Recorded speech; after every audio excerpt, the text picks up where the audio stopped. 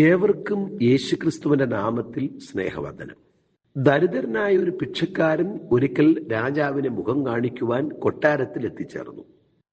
രാജാവ് ആ ഭിക്ഷക്കാരനോട് ചോദിച്ചു, നീ എന്തിനാണ് ഇന്ന് രാവിലെ ഇവിടേക്ക് വന്നത്?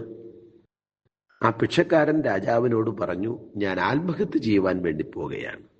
നീ എന്തിനു വേണ്ടിയാണ് ആത്മഹത്യ ചെയ്യുന്നത് എന്ന് രാജാവ് അയാളോട് ചോദിച്ചു.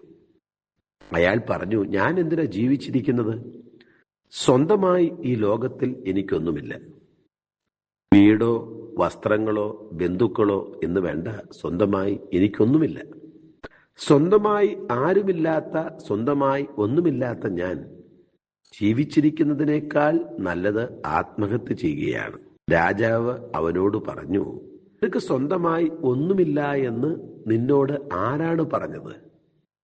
നിനക്ക് സ്വന്തമായി ഉള്ളത് നീ എനിക്ക് തന്നാൽ ശിഷ്ടായുസ് മുഴുവൻ നിനക്ക് കൊട്ടാരത്തിൽ പാർക്കാം.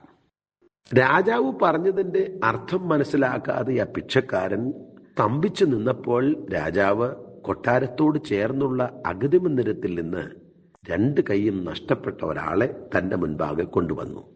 അതിനുശേഷം 2 കണ്ണുമില്ലാത്ത മറ്റൊരാളെ കൂടെ കൊണ്ടുവന്നു. മൂന്നാമതായി കൊണ്ടുവന്നത് 2 കാലും നഷ്ടപ്പെട്ട ഒരു മനുഷ്യനെയാണ്. രാജാവ് ആ ഭിക്ഷക്കാരനോട് പറഞ്ഞു, നിന്റെ മുൻപാകെ നിൽക്കുന്ന ഇവർക്ക് സ്വന്തമായി കണ്ണില്ല, സ്വന്തമായി കരങ്ങളില്ല, സ്വന്തമായി കാലുകളില്ല. ഇവർക്കില്ലാത്തത് സ്വന്തമായി നിനക്കുണ്ട്.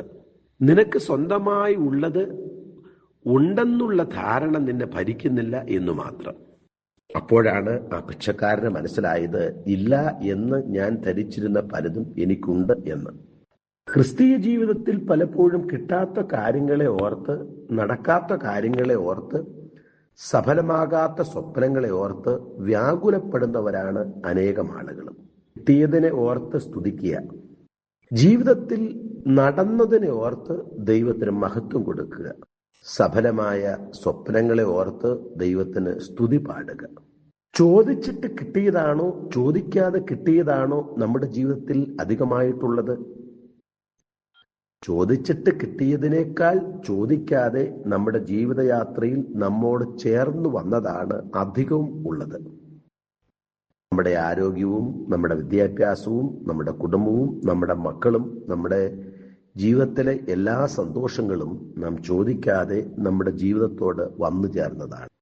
ഇല്ലാത്തതിനെ ഓർത്ത് വ്യാകുലപ്പെട്ട് ജീവിതം നശിപ്പിക്കാതെ ദൈവം തന്നതിനെ ഓർത്ത് നന്ദിയോടെ സ്തുതി പാടുമ്പോൾ ഇനിയും ആവശ്യമുള്ളതെല്ലാം ദൈവം നമ്മുടെ ജീവിതയാത്രയിൽ നമ്മോട് ചേർന്ന് യാത്ര ചെയ്യുവാൻ ഇടയാക്കും.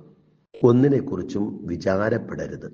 എല്ലാ കാര്യങ്ങളും ദൈവത്തോട് പ്രാർത്ഥനയോടെ ആവശ്യപ്പെട്ടാൽ അതാത് സമയത്ത് വഴി നടത്തുവാൻ നമ്മുടെ ദൈവം ശക്തനായ ദൈവമാണ്. ഞങ്ങളെ വിളിക്കുവാൻ ആഗ്രഹിക്കുന്നുവെങ്കിൽ 0988-22-1957 എന്ന നമ്പർ ഉപയോഗിക്കുക.